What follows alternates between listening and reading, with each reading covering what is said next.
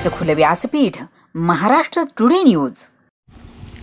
पळवून नेलेल्या अल्पवयीन मुलीचा व आरोपीचा धानोरा पोलिसांनी अवघ्या 24 तासाच्या आत लावला शोध। सविस्तर वृत्त याप्रमाणे आहे की दिनांक 27 मे 2024 रोजी पोलीस स्टेशन धानोरा येथील एका अल्पवयीन मुलीला अनोळखी इसमानं फूस लावून पळवून नेल्याची घटना घडली होती।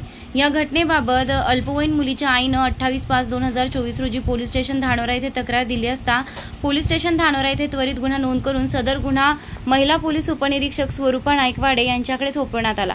त्यानंतर तपासी अधिकारी यांनी अल्पवयीन मुलीचा शोध घेणे सुरू केलं। शोध घेत असताना मुलीच्या आई वडिलांकडे विचारपूस केली असता तपासादरम्यान मिळालेल्या एका संशयित इसमाच्या मोबाईल क्रमांकाचे माहिती काढून तांत्रिक बाबींच्या आधारे संशयित इसमाच्या मोबाईलच्या शेवटचं लोकेशननुसार आरोपी हा नागपूरवरून छत्तीसगड एक्सप्रेस रेल्वेनं प्रवास करीत असल्याचं दिसून आलं।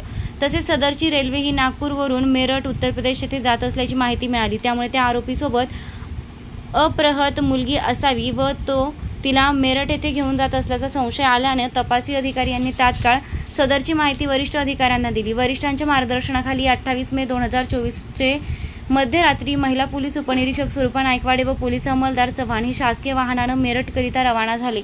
एकूण 1400 किलोमीटर अंतर प्रवास करून मेरठ येथे पोहोचल्यानंतर सायबर पोलीस स्टेशन गडचिरोली यांच्या मदतीनं आरोपीला व अपहृत मुलीला मेरठ उत्तर प्रदेश इथून रेल्वे स्थानकावरून ताब्यात घेऊन पोलीस स्टेशन धानोरा येथे आणण्यात आलं। अधिक चौकशी केली असता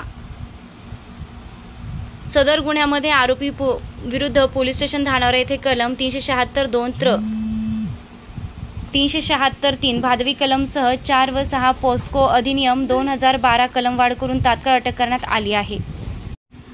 त्यानंतर अल्पवयीन मुलीला तिच्या आई वडिलांच्या स्वाधीन करण्यात आलं। सदरची कार्यवाही माननीय पोलीस अधीक्षक निलोत्पल साहेब, अप्पर पोलीस अधीक्षक प्रशासन कुमार चिंता, उपविभागीय पोलीस अधिकारी धानोरा सुहास शिंदे यांच्या मार्गदर्शनाखाली पोलीस निरीक्षक पोलीस स्टेशन धानोरा स्वप्नील धुळे यांचे नेतृत्वात महिला पोलीस उपनिरीक्षक स्वरूपा नाईकवाडे गुन्ह्याचा पुढील तपास करीत आहेत। यावेळी संपूर्ण जिल्ह्यातील नागरिकांनी अशा प्रकारच्या घटनांबद्दल सावध राहून जर कोणी असे करीत असल्याचं निदर्शनास आल्यास तात्काळ त्याची माहिती पोलीस विभागाला देण्याचं आवाहन माननीय पोलीस अधीक्षक गडचिरोली यांनी केलेलं आहे।